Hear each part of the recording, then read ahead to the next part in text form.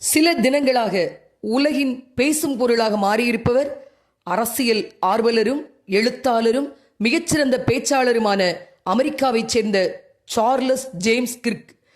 இவர் சார்லஸ் டார்வினினுடைய பரிணாம கொள்கை தவறானது என்று வாதிட்டு கிறிஸ்தவ படைப்புவாதத்தை ஆதரித்தவர். வேதத்துக்கு முரணான ஆண் ஆண் திருமணம், பெண் பெண் திருமணம், விவாகரத்து, கருக்கலைப்பு போன்றவற்றை எதிர்த்தவர். டேர்னிங் பாயிண்ட் USA என்ற லாப நோக்கமற்ற அமைப்பை உருவாக்கி அமெரிக்க இளைஞர்களின் இதய துடிப்பை அறிந்து கொண்டு அவர்களுடைய மனதில் நல்ல மாற்றத்தை விதைத்தவர். அமெரிக்க அதிபர் டொனால்டு ட்ரம்பின் நெருங்கிய நண்பர். அவருடைய வெற்றிக்கு இவருடைய பங்களிப்பு அளப்பரியது. சார்லஸ் கிர்க்கை எல்லோரும் பழமைவாத அரசியல் பேச்சாளர் என்று கூறுகின்றனர்.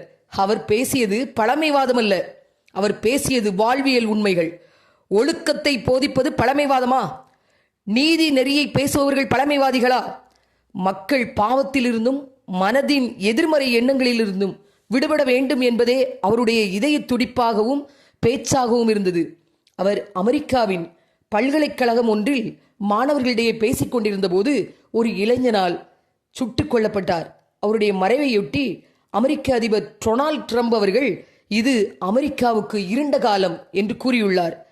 அமெரிக்க தேசிய கொடி அரைக்கம்பத்தில் பறக்கவிடப்பட்டுள்ளது. நான் வீணாக ஓடினதும் வீணாக பிரயாசப்பட்டதும் இல்லை என்கிற மகிழ்ச்சி கிறிஸ்துவின் நாளில் எனக்கு உண்டாயிருக்கும் என்ற நம்பிக்கையோடு கிறிஸ்து எனக்கு ஜீவன், சாவு நமக்கு ஆதாயம். அவர் அன்னாருடைய மறைவுக்கு ஆழ்ந்த இரங்கலை தெரிவித்துக் கொள்கிறேன்.